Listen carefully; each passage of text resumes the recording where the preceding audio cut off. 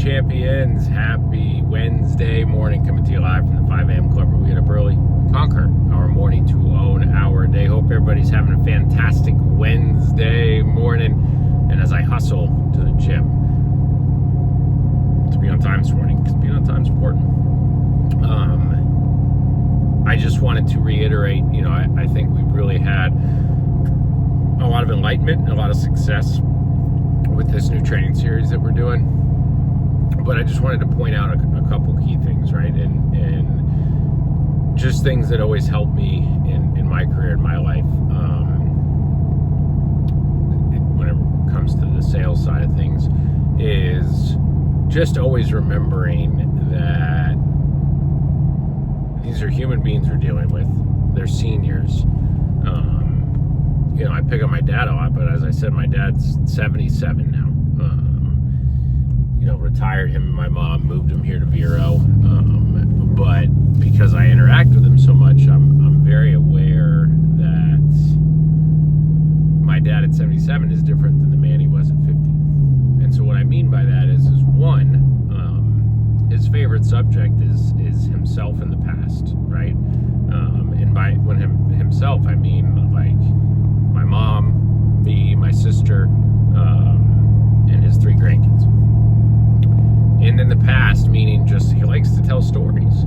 And yet, as agents, and I think you hear this as a common theme in the call, we're so focused on what we are going to say next and trying to move the conversation along that we're not hearing what is being said, and then we're not applying follow-up questions where it is relevant.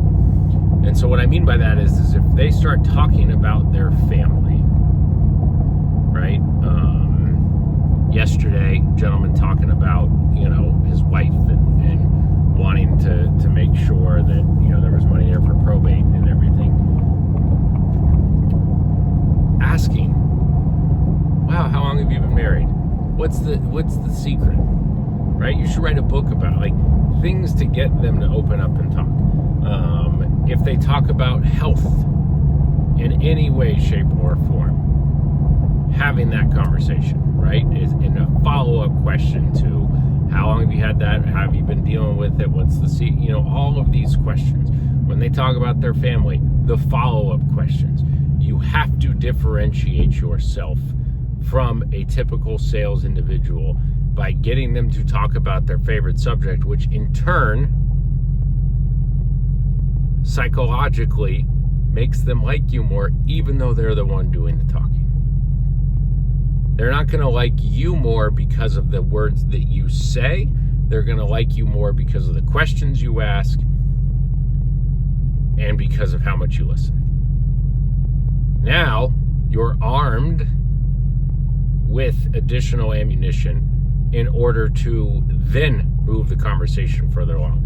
We know more about their health. We know more about their marriage or their children or their grandchildren. We know more about their past and what they did for a living and retirement and all this stuff, especially if they're willing to talk about it. And all of those things are relevant to finding the need and providing a solution to the need. And so when you start to look at it from that perspective, when you start to frame it in that perspective, then everything can change. But if all you're doing is focusing on the words on the page and what you were going to say next, then it can all fall apart.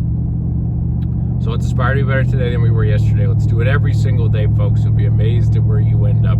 Let's really focus today on the human connection and making things happen from that perspective. Let's have a fantastic day. Don't forget to be on the national call.